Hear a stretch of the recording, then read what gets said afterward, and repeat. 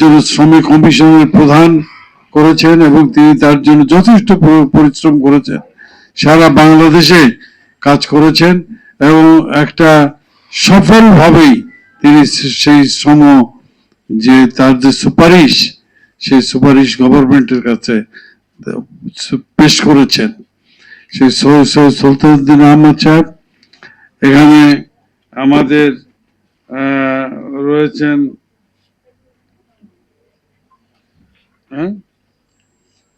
এখানে আমাদের উপস্থিত রয়েছেন আমাদের আবুল হোসেন সাহেব, এখানে ইদ্রিস সাহেব আছে, শাহজাহান সাহেব আছে, মাহবুব রহমান সাহেব আছে, নাহিদুল ইসলাম নয়ন আছেন এবং আরো নেতৃবৃন্দ আছেন। এখানে মেইনলি আমি আফওয়ার মিটিং এ আপনাদের প্রতি শ্রদ্ধা নিবেদন করতে এখানে এসেছি। 10টি সংগঠন সম্মিলিতভাবে আজকে আলোচনা আপনারা করছেন। আজকে মাস হচ্ছে মে মাস। এই মে মাসেই শ্রমিকদের জন্য জীবন দিয়েছে, রক্ত দিয়েছে এবং যার জন্য সারা বিশ্বব্যাপী 1 মে পালিত হচ্ছে এবং আমরাও আজকে বেড হিসেবে 1 মে সারা বাংলাদেশে পালন করেছি এবং আমরা আফওয়া আজকে সম্মিলিত হয়েছে। এখানে বক্তারা বলে গিয়েছেন যে মেয়েদের যে আলোচনা, যে দাবি ছিল যে আমরা 8 ঘন্টা পরিশ্রম করব, 8 ঘন্টা বিশ্রাম করব এবং 8 ঘন্টা বিনোদন করব, কিন্তু 8 ঘন্টা যে মজুরি পাবো সেই মজুরি দিয়ে আমার ঘর সংসার, ছেলে মেয়ের লেখাপড়া, চিকিৎসা সমস্ত কিছু চলবে। কিন্তু দীর্ঘ সময় চলে গেছে, আজকে 8 ঘন্টা পরিশ্রম করে আমরা কি যে মজুরি পাই তা দিয়ে আমাদের সংসার চলে, ছেলে মেয়েদের লেখাপড়া শেখাতে পারি, আমাদের চিকিৎসা চলে, আমাদের এগুলো কিছুই হয় না। অর্থাৎ 8 ঘন্টা যে শ্রমের মেয়েদের যে আন্দোলনের সুফল বিশ্বের কিছু কিছু দেশ পেলেও বাংলাদেশ এখনো পায় নাই। কারণ 16 ঘন্টা কাজ করেও যে মজুরি পায় শ্রমিকরা তা দিয়ে তাদের সংসার চলে না। এই হচ্ছে বাংলাদেশ। সেই জন্য আজকে আমাদের সুলতানুদ্দিন সাহেব যে গাইডলাইন দিলেন, যে পরামর্শগুলো দিলেন, যার সামনে আজকে সম্মিলিত ভাবেই আমাদের কাজ করতে হবে, আজ ঐক্যবদ্ধ ভাবে কাজ করতে হবে।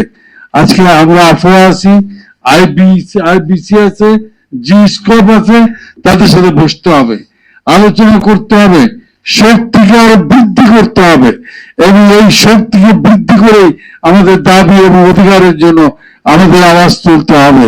কারণ এই শ্রমিকের সংগ্রাম হচ্ছে চিরন্তন। আপনারা জানেন যে 2000 এই যে 24শে জুলাই যে সংগ্রাম হলো, যে আন্দোলন হলো, সেখানে শ্রমিকরা একটু আগেই বলেছে আমাদের সভাপতি সাহেব যে এখানে শ্রমিকরা জীবন দিয়েছে। 114 জন শ্রমিক জীবন দিয়েছে, যাদের নাম নাই, যাদের কথা এখন কেউ বলছে না। 114 জন শ্রমিক জীবন দিয়েছে। 1998 থেকে 2012 সাল পর্যন্ত 8298 জন শ্রমিক এই গার্মেন্ট সেক্টরে জীবন দিয়েছে। শুধু রানা প্লাজায় জীবন দিয়েছে 1138 জন শ্রমিক। তাহলে চিরন্তন জীবন তারা দিয়েই যাচ্ছে, কিন্তু অধিকার আমরা আদায় করতে পারি নাই। এই সংগ্রাম আমাদের আরো এগিয়ে নিয়ে যেতে হবে এবং আমাদের দৃঢ় বিশ্বাস, আমাদের নোমান সাহেব শ্রমিকদের চলে গেছেন, সেদিন হাবিবুর রহমান সিরাজ মারা গেলেন, ওয়াহেদ সাহেব মারা গেলেন এবং মন্টু সাহেব শ্রমিক লীগের সেক্রেটারি ছিলেন, মারা গেলেন এবং আমি কয়দিন আছি সেটাও বলতে পারবো না, কিন্তু আমরা হয়তো দেখে যেতে পারবো না। কিন্তু এই দেশের শ্রমিকরা সংগ্রাম আন্দোলন করে লড়াই করে তাদের অধিকার আদায় করবে এবং একদিন আসবে যে 8 ঘন্টা পরিশ্রম করে এই শ্রমিকরা যে মজুরি পাচ্ছে সেই মজুরি দিয়ে তারা 1 মাস চলতে পারবে, ভালো মতো চলতে পারবে। সেই সুযোগ ইনশাল্লাহ একদিন আসবে, কিন্তু সেখানে ঐক্যবদ্ধ হতে হবে। সৈয়দ সুলতানুদ্দিন সাহেব আছেন, সারা বাংলাদেশ থেকে গভর্নমেন্ট আর কাউকে খুঁজে পায় নাই, পেয়েছেন সুলতানুদ্দিন সাহেবকে, যে তারপর দায়িত্ব দেওয়া হয়েছে যে আমরা কি করতে পারি শ্রমিকদের জন্য। তিনি যখন গভর্নমেন্টের কাছে সেটা পেশ করেছেন তার সুপারিশ, সেখানে ডক্টর ইউনূস সাহেব বলেছেন যে আমরা সর্বশক্তি দিয়ে শ্রম কমিশন যে সুপারিশ করেছে সেই সুপারিশকে বাস্তবায়ন করব। আমরা মনে করি যে সুলতানুদ্দিন সাহেব যে সুপারিশ দিয়েছেন সেগুলো যদি বাস্তবায়ন হয় তাহলে বাংলাদেশের শ্রমিকদের জন্য অনেক অনেক বেশি উপকার হবে, অনেক বেশি তারা এগিয়ে যেতে পারবে। আমরা আশা করি যে সুলতানুদ্দিন আহমদ সাহেব যে সুপারিশ দিয়েছেন তার বাস্তবায়ন হবে। আমি আমার বক্তব্য আর বাড়াতে চাই না। আপনারা দীর্ঘক্ষণ এখানে আসছেন এবং একটা আশায় যে আফওয়ার নেতৃত্বে বা এই নেতৃত্বে, এই শ্রমিক নেতাদের নেতৃত্বে যে সংগ্রাম হবে, আন্দোলন হবে, তাতে আমাদের আইন যেটা হবে সেটা বাঁচার মতো হবে, মজুরি যেটা হবে সেটা বাঁচার মতো হবে, ট্রেড ইউনিয়ন করার অধিকার পাবো এই আশায় আজকে দীর্ঘক্ষণ এই প্রেস ক্লাবে আপনারা বসে আছেন।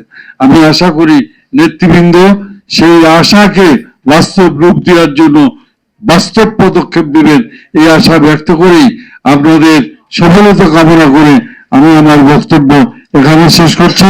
দুনিয়ার মজদুর এক হও, বাংলার মজদুর এক হও। স্বাগত বন্ধুগণ।